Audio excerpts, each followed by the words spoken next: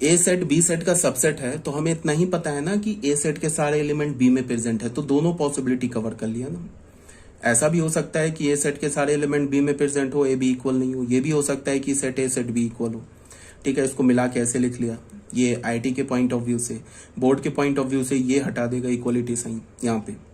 ठीक है, तो अगर ए बी का सबसेट है तो बी ए का सुपर सेट है। ठीक है, एग्जांपल देख लो। ए सेट हमारे पास क्या दे रखा है 1 2 3 4 5, बी सेट क्या दे रखा है 2 5 4।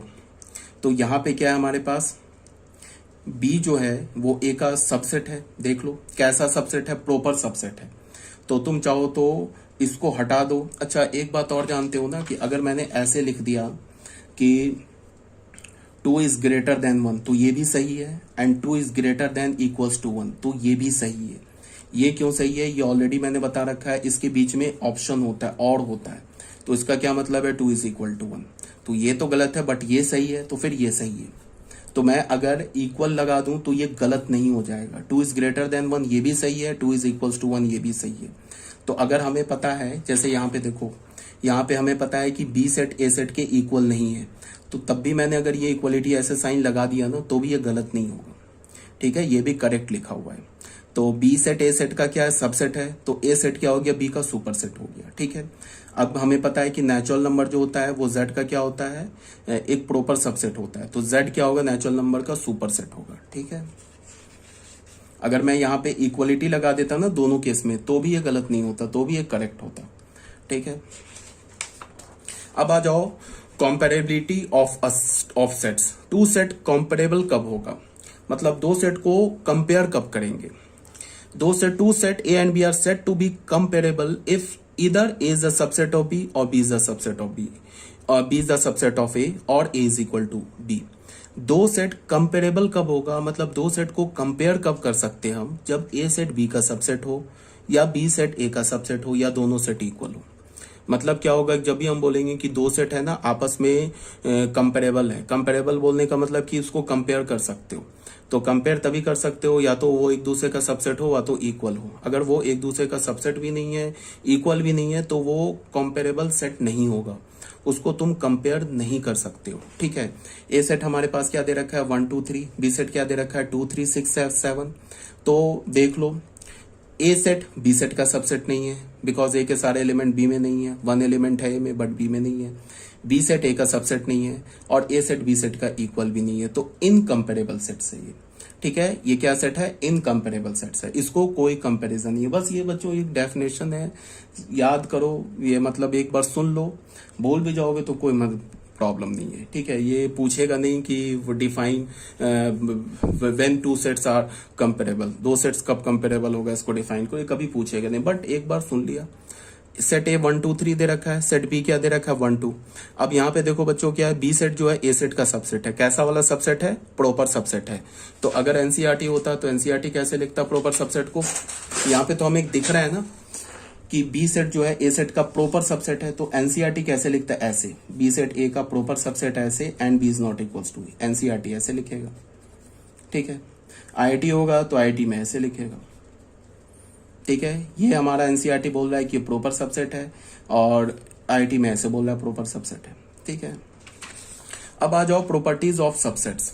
सबसेट्स की क्या क्या प्रॉपर्टीज होती है इसे हम लोग देख लेते हैं। पहला प्रॉपर्टी क्या है, every set is its own subset.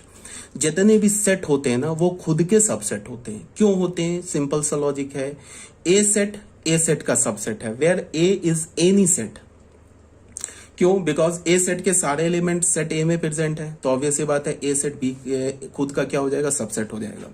अब इसमें तुम्हें ध्यान में क्या रखना है कि हम अगर ऐसे लिखेंगे तो गलत हो जाएगा, ऐसे लिखेंगे तो गलत हो जाएगा। ए सेट कभी भी ए सेट का प्रॉपर सबसेट नहीं होता है। ये लिखने का क्या मतलब हो गया कि ए के सारे एलिमेंट ए में तो प्रेजेंट है बट ए में कुछ एक्स्ट्रा एलिमेंट भी है, तो ये तो गलत है ना। दोनों सेट सेम है तो ये तो एक्चुअल इक्वल सेट है ना। तो हमेशा जब दो सेट को तुम सबसेट यूज करोगे तो हमेशा तुम ऐसे यूज करोगे, ऐसे यूज करोगे आईआईटी के पॉइंट ऑफ व्यू से। अगर एनसीईआरटी है तो ये भी चल जाएगा, कोई दिक्कत नहीं है। एनसीईआरटी है तो ये भी चल जाएगा, is the subset of A. ठीक है, और ए के सारे एलिमेंट ए में प्रेजेंट है, ये भी चल जाएगा। ठीक है, या फिर तुम एक काम करो, दो सेट अगर सेम सेट है तो हमेशा तुम ऐसे ही लिखो, ठीक है। इसका क्या मतलब हो गया, इसका मतलब ऐसे अगर तुमने लिखा, इसका क्या मतलब हो गया, एक तो ये मतलब हो गया ए सेट खुद का प्रॉपर सबसेट है, जो कि गलत है, और बीच में इसमें ऑप्शन होता है ए इज इक्वल टू ए, ये सही है, तो ये सही है, तो फिर ये सही है, ठीक है। अब सेकंड पॉइंट क्या बच्चों, empty set is a subset of each set. Empty set जो होता है ना, नल सेट, वाइड सेट जो होता है ना, वो सारे सेट्स का सबसेट होता है। वो एम्प्टी सेट खुद अपना भी सबसेट होता है। क्यों होता है, क्योंकि फर्स्ट पॉइंट में मैंने क्या बोला, every set is its own subset. तो फाइव भी खुद का सबसेट होगा, और फाइव जो होगा ना, सारे सेट का सबसेट होगा। जितने भी इनफाइनाइट सेट्स हैं दुनिया के में, जितने भी टाइप्स के सेट एग्जिस्ट करते हैं, उन सारे सेट्स का सबसेट क्या होगा, एम्प्टी सेट। अब इसको हमने थोड़ा लॉजिकली लिखा है, समझ में आता है तो अच्छी बात है, बट तुम क्या करो, नहीं समझ में आता है तो कोई प्रॉब्लम नहीं है, बट तुम्हें याद क्या रखना है, empty set is the subset of every set including itself. या हमने क्या बोला, let phi be any empty set and A B any set. Phi हमने एम्प्टी सेट ले लिया और ए कोई भी हमने सेट ले लिया, इट कैपिटल ए कोई भी सेट ले लिया, ये फाइव भी हो सकता है, ठीक है।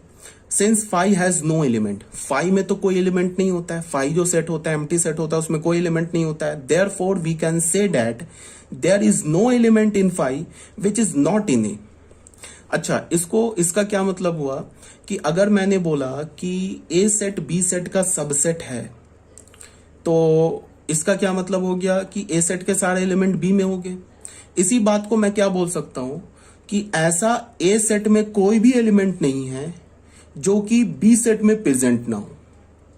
इसके बात को समझ रहे हो क्या बोल रहा हूं, इसका मतलब क्या है कि सेट ए में ऐसा कोई भी एलिमेंट नहीं है जो बी सेट में प्रेजेंट ना हो। एक ये बोलने का तरीका हो गया। दूसरा क्या हो गया कि ए सेट के सारे एलिमेंट बी में है, तो फाइव में तो कोई एलिमेंट ही नहीं है, तो हम क्या बोल सकते हैं, फाइव में ऐसा कोई भी एलिमेंट नहीं है जो बी सेट में प्रेजेंट ना हो।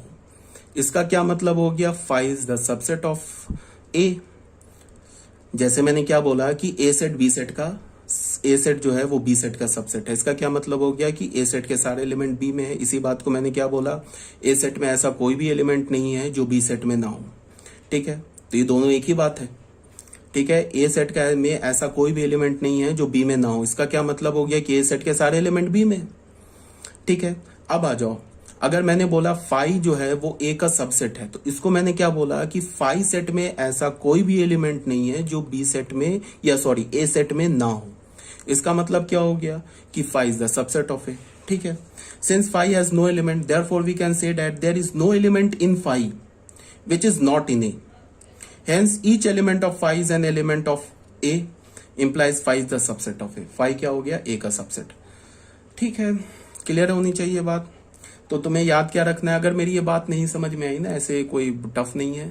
मैंने बोला ए बी का सबसेट है, इसका क्या मतलब हो गया, इसको मैं ऐसे भी बोल सकता हूं कि ए में ऐसा कोई भी एलिमेंट प्रेजेंट नहीं है जो बी में ना हो, ठीक है। तो मैंने बोला फाइव ए का सबसेट है, क्यों है, बिकॉज फाइव में ऐसा कोई भी एलिमेंट नहीं है, फाइव में तो एलिमेंट ही नहीं है, तो फाइव में ऐसा कोई भी एलिमेंट नहीं है जो ए सेट में ना हो। इसका मतलब फाइव के सारे एलिमेंट ए में है, बट फाइव में एलिमेंट ही नहीं है, तो इसका क्या मतलब हो गया कि फाइव के ऐसा कोई भी एलिमेंट नहीं है जो ए सेट में नहीं है। इसका मतलब क्या हो गया, five is the subset of A. A क्या हमारा, A is any set, A five भी हो सकता है, तो इसका क्या मतलब हो गया कि five is the subset of itself. Five खुद का भी सबसेट होगा, फाइव दुनिया के सारे सेट का सबसेट होगा, ठीक है। अब बच्चों आ जाओ थर्ड पॉइंट में। If A B C B three sets and A is the subset of B and B is the subset of C, then A is the subset of C. यहां पे क्या बोल रहा है कि ए बी सी कोई भी रैंडम तीन सेट है, अगर सेट ए बी सेट का सबसेट है और सेट बी सी सेट का सबसेट है, तो सेट ए भी सी सेट का सबसेट होगा। ये सिंपल लॉजिक से तुम ऐसे समझ सकते हो कि अगर सेट ए बी सेट का सबसेट है तो ए के सारे एलिमेंट बी में है, और बी सी का सबसेट है तो बी के सारे एलिमेंट सी में है। तो उसका क्या मतलब हो गया कि ए के भी सारे एलिमेंट सी में, ठीक है ना। तो इसको हम लोगों ने, मैंने थोड़ा प्रूफ यहां पे किया, देखो A is the subset of B and B is the subset of C, ये तो गिवन है।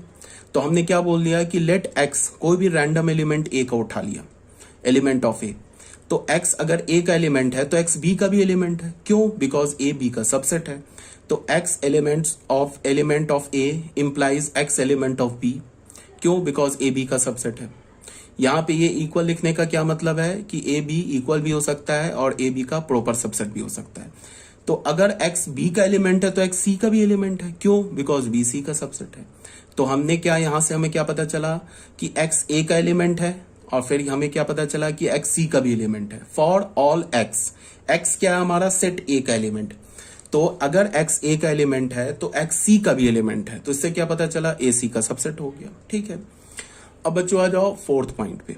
फोर्थ पॉइंट क्या बोल रहा है, the total number of subsets of a finite set containing an element is 2 to the power n। इसका proof मैंने नहीं दिया है। रीजन ये है कि इसके प्रूफ में एक कॉन्सेप्ट यूज होगा परमुटेशंस एंड कॉम्बिनेशंस का, जो कि अभी आप नहीं जानते हो। तो अभी रहने दो, ऐसे इसका प्रूफ कभी पूछेगा भी नहीं तुमसे। ठीक है, जब तुम पीएनसी पढ़ लोगे ना, परमुटेशंस एंड कॉम्बिनेशंस, तो इसके प्रूफ तुम खुद ही समझ जाओगे, या उस समय तुम किसी भी बुक से इसका प्रूफ देखना, तुम्हें मिल जाएगा, आरडी से देख लेना। ठीक है, अभी समझ में नहीं आएगा इसीलिए मैंने इसे छोड़ दिया। ठीक है, मैंने इसको एक दो एग्जांपल्स लेके वेरीफाई कर दिया। सबसे पहले क्या बोल रहा है, total number of subsets of a finite set containing an element is 2 to the power n। हमारे पास कोई सेट कैपिटल ए है या कोई भी सेट ए है, उस सेट में हमारे पास कितने एलिमेंट्स हैं, एन एलिमेंट्स हैं। उस सेट में एन एलिमेंट्स हैं, तो उस सेट में उस सेट के जो टोटल सबसेट्स होंगे, वो नंबर ऑफ सबसेट्स कितने होंगे, 2 to the power n। ठीक है, सेट हमारे पास कोई है, रैंडम सेट है, उसमें एन एलिमेंट्स हैं, तो total number of subsets of set A is 2 to the power n। Example देखो, ए सेट हमारे पास क्या दे रखा है, 1 2 3। इस सेट ए में कितने एलिमेंट्स हैं, 3 एलिमेंट्स हैं। तो अगर मैं बोलूं कि इस सेट ए के तुम सारे सबसेट्स को काउंट करो, लिखो और काउंट करो, तो बताओ कितने सबसेट्स होंगे। तो इसमें ए के कितने सबसेट्स हो जाएंगे, 2 to the power 3, 8 सबसेट्स हो जाएंगे। कैसे, वो देख लो। सबसे पहले सेट हमारा लिखा सबसेट में 5, because 5 is the subset of every set, तो 5 क्या होगा, ए का सबसेट होगा। यहाँ पे बच्चों मैं सबसेट लिख रहा हूं, सबसेट ऑफ ए लिखा, तो पहला हमने सबसेट क्या लिखा, 5। उसके बाद हम लोग क्या करेंगे, एक एक एलिमेंट लेके सबसेट बनाएंगे। तो ये जो सेट लिखा है ये भी इस सेट का सबसेट है। क्यों? बिकॉज इसमें 1 है, इस सेट में ये एक सेट है ना, तो इसमें 1 प्रेजेंट है, यहाँ भी 1 प्रेजेंट है, तो ये जो सेट होगा इसका सबसेट हो गया, तो ये दूसरा सबसेट हो गया। फिर इसमें 2 प्रेजेंट है, ये भी इसका सबसेट हो गया। इसमें 3 प्रेजेंट है, ये भी इसका सबसेट हो गया। फिर दो एलिमेंट लेके सबसेट बनाएंगे, तो पहला क्या हो गया, 1 2, ये सेट भी इसका सबसेट हो गया। फिर क्या हो गया, 1 3, ये सेट भी इसका सबसेट हो गया। फिर क्या हो गया, 2 3, ये सेट भी इसका सबसेट हो गया। फिर क्या हो गया, 1 2 3, ये सेट भी इसका सबसेट हो गया। तो यहाँ कितने सबसेट बन गया, 1 2 3 4 5 6 7 8 सबसेट्स हो गए। तो नंबर ऑफ सबसेट्स कितने होंगे, 8 को तुम क्या लिख सकते हो, 2 to the power 3। अब ये 3 क्या है, ये जो 3 है ना, ये number of elements in set A है। इसी को मैंने क्या लिखा, number of element in set ए। ठीक है, अब अगर मान लो हमने दूसरा एग्जांपल लिया 5, तो ए हमने क्या ले लिया, 5 सेट हमने ए लिया 5, तो 5 में कितने एलिमेंट होते हैं, 0, तो number of element in set ए क्या हो जाएगा, 0। तो मैं अगर बोलूं सबसेट ऑफ ए सेट का सबसेट क्या हो गया, तो एक ही सेट सबसेट होगा, 5 is the subset of every set, so 5 is the subset of itself. तो अगर मैं बोलूं कि बताओ 5 के कितने सबसेट है, तो 5 का सिर्फ एक ही सबसेट है, और वो सबसेट खुद 5 है। ठीक है, तो मैंने क्या बोला, नंबर ऑफ सबसेट ऑफ ए के कितने सबसेट होंगे, 1, वो एक सबसेट है, देख लो 5। तो इसको मैं 1 को क्या लिख सकता हूं, 2 to the power 0। ये 0 क्या है, ये 0 क्या है, number of element in set ए में कितने एलिमेंट है, 0, तो इसको मैंने क्या लिखा, 2 to the power na। अब बच्चों आ जाओ बी सेट में, थर्ड एग्जाम्पल में आ जाओ। एक हमने बी सेट लिया 1 2 3 4। अब बी सेट में कितने एलिमेंट है, 4। अब मैं बोलूंगा कि बी सेट के सारे सबसेट्स लिखो और उसे काउंट करो कि कितने सबसेट्स मिले। तो कितने सबसेट्स होंगे, हम सबसेट्स लिखने से पहले उसके टोटल नंबर ऑफ सबसेट्स को बता सकते हैं। कैसे बताएंगे, 2 to the power number of element in set B. 2 पे कितने एलिमेंट हो गए, 4 एलिमेंट है ना बी में, तो 2 to the power 4 is equal to 16। तो इसका क्या मतलब हो गया कि बी के 16 सबसेट्स मिल जाएंगे। देख लो, पहला सबसेट 5, फिर हमने क्या किया, एक एक एलिमेंट लेके सेट बनाया 1 2 3 4। फिर हमने क्या किया, दो एलिमेंट लेके सेट बनाया 1 2 1 3 1 4 2 3 2 4 3 4। फिर हमने क्या किया, 3 एलिमेंट लेके सेट बनाया 1 2 3 1 2 4 2 3 4 1 3 4। फिर लास्ट में हमने क्या लिख दिया, सेट बी लिख दिया, because B is the subset of itself. B खुद भी तो अपना सबसेट है। इसको काउंट करो, 1 2 3 काउंट करो, 16 आ जाएगा। 16 हमें कहां से मिला, 2 to the power 4। 4 क्या है, number of element in set B. Clear होना चाहिए बात भी। तो हमने क्या बोला, number of subset of B क्या हो गया 16। 16 को हमने क्या बोला 2 to the power 4, ये क्या हो गया 2 to the power number of element in B. ठीक है, अब बच्चों आ जाओ 7th point, that is universal set. Universal set हम किसे बोलते हैं? देखो होता क्या है कि जब हम सेट का कोई क्वेश्चन सॉल्व कर रहे होते हैं ना, और उसमें 3-4 सेट्स इन्वॉल्व हो, मान लो कि कोई क्वेश्चन सॉल्व कर रहे हैं जिसमें नेचुरल नंबर का सेट इन्वॉल्व है, रैशनल नंबर का सेट इन्वॉल्व है, इंटीजर का सेट इन्वॉल्व है। ठीक है, तो हम क्या करेंगे, एक यूनिवर्सल सेट डिफाइन करेंगे, एक ऐसा सेट डिफाइन करेंगे जो गिवन क्वेश्चन में या गिवन कॉन्टेक्स्ट में जितने सेट्स इन्वॉल्व हैं उन सारे सेट्स का वो सुपर सेट हो। अब वो डिपेंड करेगा, वो तुम क्या करो, मान लो कि नेचुरल नंबर, मान लो कि अगर कोई क्वेश्चन है जिसमें नेचुरल नंबर, होल नंबर और इंटीजर डिफाइंड है किसी क्वेश्चन में या किसी गिवन कॉन्टेक्स्ट में, हमने एक ऐसा सेट डिफाइन करना है जो कि इन तीनों सेट का सुपर सेट है। तो कोई बच्चा बोलेगा कि रैशनल नंबर डिफाइन कर लेते हैं, बिकॉज रैशनल नंबर है वो भी नेचुरल नंबर का सुपर सेट है, होल नंबर का सुपर सेट है, इंटीजर का सुपर सेट है, तो हम रैशनल नंबर डिफाइन कर लेते हैं। तो ठीक है, कोई बात नहीं है। तो ये रैशनल नंबर क्या हो जाएगा, हमारा यूनिवर्सल सेट हो जाएगा। ये क्या हो जाएगा बच्चों, यूनिवर्सल सेट हो जाएगा। अगर कोई बच्चा बोलेगा कि हम रियल नंबर डिफाइन कर लेते तो ये भी ठीक है, ये भी यूनिवर्सल सेट हो जाएगा। क्यों? बिकॉज रियल नंबर भी नेचुरल नंबर, होल नंबर और इंटीजर का सुपर सेट है। कोई बोलेगा कि हम कॉम्प्लेक्स नंबर डिफाइन कर लेते हैं, तो ये भी ठीक है, बिकॉज ये कॉम्प्लेक्स नंबर भी नेचुरल नंबर, होल नंबर और इंटीजर का सुपर सेट है। क्यों? बिकॉज कॉम्प्लेक्स नंबर तो रियल नंबर का सुपर सेट है। तो रियल नंबर का सुपर सेट है, इसका मतलब ये natural number, whole number, integer का भी सुपर सेट होगा, तो तुम ये भी यूनिवर्सल सेट डिफाइन कर सकते हो। लेकिन बट अगर तुमने किसी गिवन क्वेश्चन में या किसी गिवन कॉन्टेक्स्ट में एक बार यूनिवर्सल सेट तुमने डिफाइन कर लिया तो फिर उसको चेंज नहीं करेंगे। या तो क्वेश्चन में यूनिवर्सल सेट गिवन होगा या तो तुम क्वेश्चन में यूनिवर्सल सेट डिफाइन करोगे। तो एक बार जब तुमने डिफाइन कर लिया, मान लो तुमने रियल नंबर ले लिया, तो एक बार जब रियल नंबर सेलेक्ट कर लिया तो अब इसको चेंज नहीं करेंगे उस गिवन क्वेश्चन में, फिर दूसरे क्वेश्चन में सिलेक्ट कर सकते हो दूसरा यूनिवर्सल सेट। तो यही बात क्या बोला जा रहा है, any set which is superset of all the sets under consideration is called the universal set and it is denoted by ऐसे ओमेगा टाइप की, आपने फिजिक्स में पढ़ा होगा ना, ओमेगा वो रेसिस्टेंस वाले में पढ़ते हैं ना, ओम्स लॉ, उसमें इस टाइप का एक सिंबल आता है ना ओमेगा। तो तुम यूनिवर्सल सेट को ऐसे ओमेगा से भी डिनोट कर सकते हो, कैपिटल एस से भी डिनोट कर सकते हो, ऐसे कैपिटल यू से भी डिनोट कर सकते हो। जनरली यू से डिनोट करते हैं। ठीक है, तो मान लो हमारे पास सेट ए दे रखा है 1 2 3, सेट बी दे रखा है 3 4 6 9, सेट सी दे रखा है 0 1। ठीक है, तो इन तीन सेट के लिए हमें एक सुपर सेट लिखना है, तो वो सुपर सेट क्या हो जाएगा, इन तीनों सेट का यूनिवर्सल सेट हो जाएगा इन अ गिवन क्वेश्चन और इन अ गिवन कॉन्टेक्स्ट। तो हमने क्या लिख लिया, 0 से लेके 9 तक लिख लिया, तो इसको क्या बोल दिया हमने, यूनिवर्सल सेट बोल दिया। अब कोई बच्चा बोलेगा कि नहीं 0 से लेके 9 तक नहीं लिखे हम 0 से लेके 10 तक लिख ले, तो ठीक है लिख लो, वो भी यूनिवर्सल सेट है। कोई बोलेगा कि नहीं 0 से लेके हम 1000 तक लिख ले, तो ठीक है वो भी यूनिवर्सल सेट है। बट ध्यान में तुम्हें क्या रखना है कि यूनिवर्सल सेट एक बार डिफाइन कर लिया किसी गिवन क्वेश्चन में तो उसे चेंज नहीं करेंगे। ठीक है बच्चों, यहां तक क्लियर हो गया, यूनिवर्सल सेट तक कोई डाउट नहीं होना चाहिए। अगर फिर भी डाउट रहता है, अक्सर बच्चे ना प्रॉपर सबसेट इम्प्रॉपर सबसेट में कंफ्यूज हो जाते हैं। ठीक है, तो अगर डाउट रहता है तो तुम मुझे ना एक बार लिख देना, मतलब व्हाट्सएप कर देना जब हमारी क्लास चलेगी, तो एक बार मैं फिर से या तो वीडियो बना के तुम्हें सेंड कर दूंगा या तो फिर दोबारा एक्सप्लेन कर दूंगा, वॉइस मैसेज से ही एक्सप्लेन कर दूंगा। ठीक है, बट डाउट नहीं रहना चाहिए। अब आ जाओ बच्चों पावर सेट में। पावर सेट क्या होता है, द कलेक्शन और family of all the subsets of A is called the power set of A and it is denoted by P और ब्रैकेट में ए।